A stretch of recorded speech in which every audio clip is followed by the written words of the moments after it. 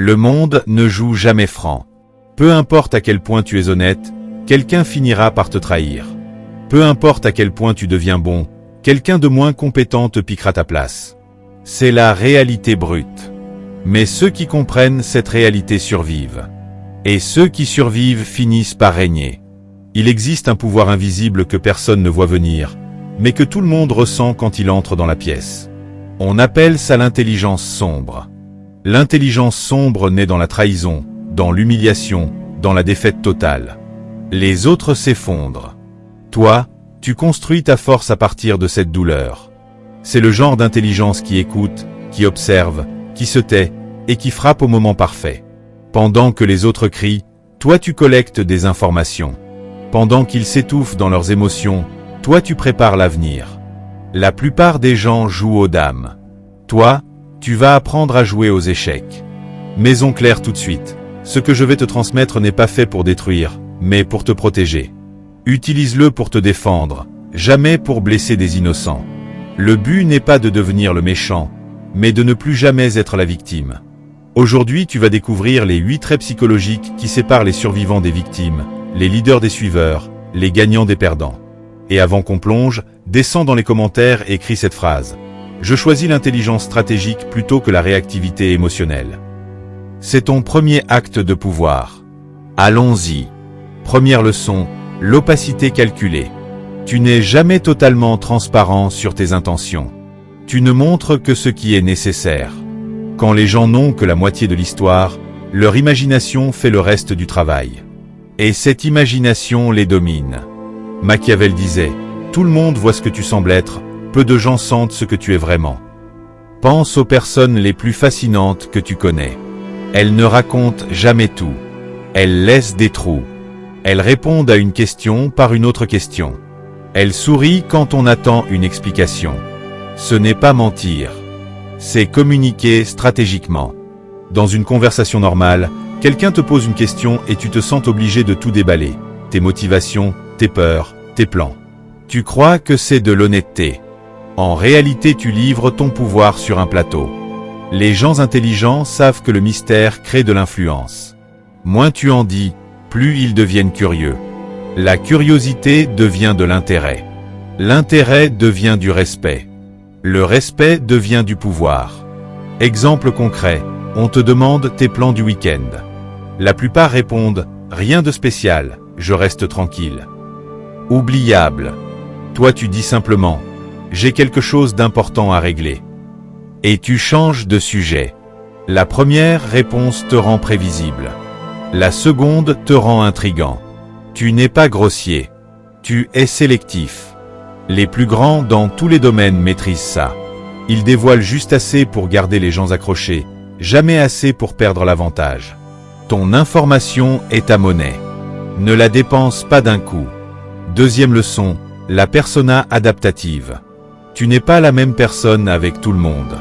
Tu ajustes ton masque selon ton interlocuteur. Les gens croient te connaître, mais ils ne connaissent qu'une version de toi. Machiavel écrivait qu'un prince doit veiller à ce que tout ce qui sort de sa bouche paraisse miséricordieux, fidèle, humain, intègre et religieux. Ce n'est pas être faux. C'est être efficace. Tu le fais déjà naturellement.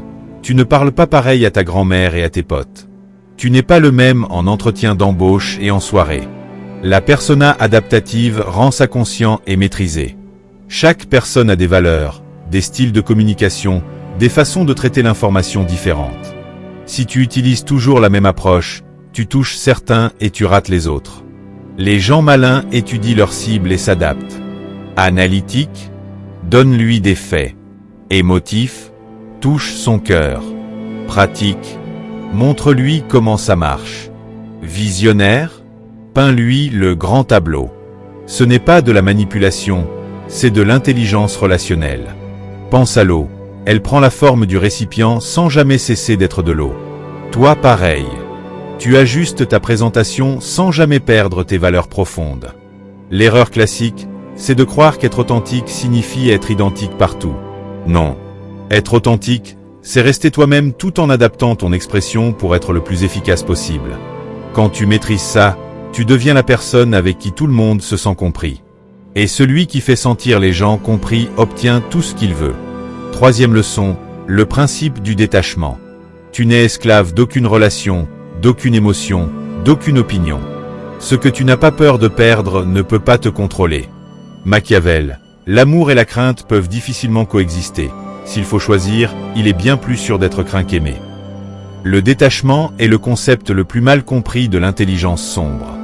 On croit que ça veut dire être froid. Non. Ça veut dire être libre. La plupart des gens sont enchaînés par leurs attachements. Peur de perdre leur job, ils acceptent l'inacceptable. Peur de perdre leur couple, ils trahissent leurs valeurs.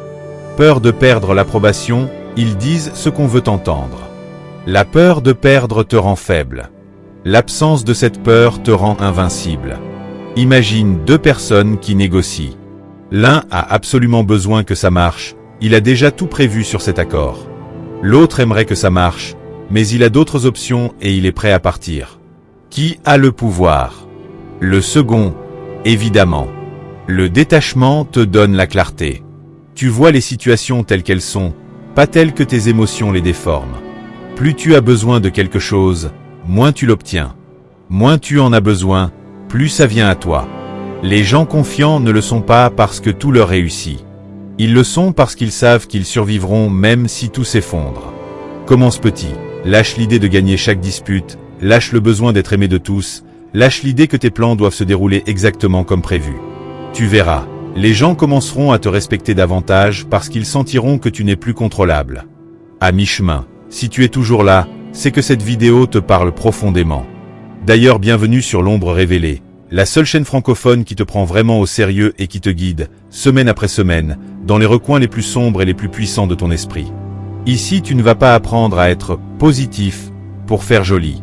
Tu vas apprendre à devenir impossible à manipuler, impossible à briser, impossible à oublier. Si tu veux que ce voyage continue, abonne-toi maintenant, active la cloche, parce que les prochaines vidéos vont te transformer encore plus profondément. Et si tu sens déjà que cette vidéo est différente de tout ce que tu as vu avant, mets un pouce bleu et partage-la à la personne qui a le plus besoin de l'entendre aujourd'hui. C'est le seul moyen de nous encourager à continuer et de montrer à YouTube que ce contenu mérite d'être vu par des millions. Quatrième leçon, le levier silencieux. Tu n'appuies jamais directement. Tu attends. Quand les autres commettent des erreurs et se mettent à nu, ta simple présence devient la pression la plus lourde de la pièce. Le vrai pouvoir ne crie pas, il murmure. Au lieu d'ordonner, tu crées des situations où les gens veulent naturellement faire ce qui t'arrange. Au lieu d'exiger le respect, tu deviens indispensable. Le silence est ton arme la plus tranchante. Dans une conversation, maîtrise les pauses. La plupart des gens détestent le vide, ils le remplissent avec des mots qu'ils n'auraient jamais dû dire. Toi, reste à l'aise dans le silence. La prochaine fois qu'on te pose une question difficile, ne réponds pas tout de suite. Regarde la personne. Laisse le silence s'étirer 3 secondes. Puis parle. Tu verras le poids de tes mots multiplié par 10. La patience est la clé. Tu ne cherches pas la gratification immédiate. Tu construis une influence qui dure. Cinquième leçon, l'écho psychologique. Tu renvoies aux gens leurs besoins et leurs peurs les plus profonds. Ils croient que tu parles leur langage, en réalité tu gagnes leur confiance absolue. Chaque personne que tu rencontres porte des fardeaux invisibles, des désirs secrets, des peurs inavouées. Ton job, écouter les indices. Quand quelqu'un te parle de son travail, il ne te donne pas juste des infos, il te montre comment il se voit, ce qu'il valorise, ce qui le terrifie. La plupart écoutent pour répondre. Toi tu écoutes pour comprendre. Chaque être humain pose 3 questions silencieuses. Me vois-tu? Me comprends-tu? Me valorises-tu? Quand tu réponds oui à ces 3 questions, tu crées un lien magnétique. Exemple, quelqu'un dit « Je déteste mon boulot ». Au lieu de donner des conseils tout de suite, tu dis « On dirait que tu ne te sens pas reconnu à ta juste valeur, ou que tu es prêt pour quelque chose de bien plus grand ». Tu viens de toucher son âme. Il te fait confiance pour la vie. Sixième leçon, la moralité ambiguë. Tu n'es ni bon ni mauvais. Tu fais ce qu'il faut pour que les choses avancent. Le vrai pouvoir vit dans les zones grises. Parfois être gentil permet le mal. Parfois protéger les gens exige des décisions qui ne sont pas jolies. La moralité pure est extrêmement coûteuse dans le monde réel. Exemple, Tu découvres qu'un membre de ton équipe ment au client depuis des mois. La gentillesse serait de lui donner une autre chance.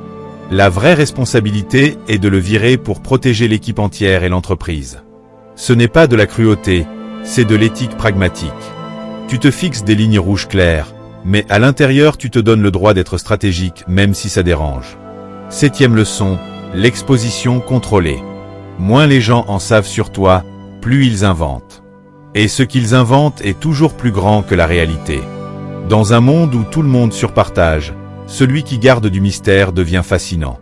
Ne révèle jamais toutes tes cartes d'un coup. Laisse les gens combler les trous.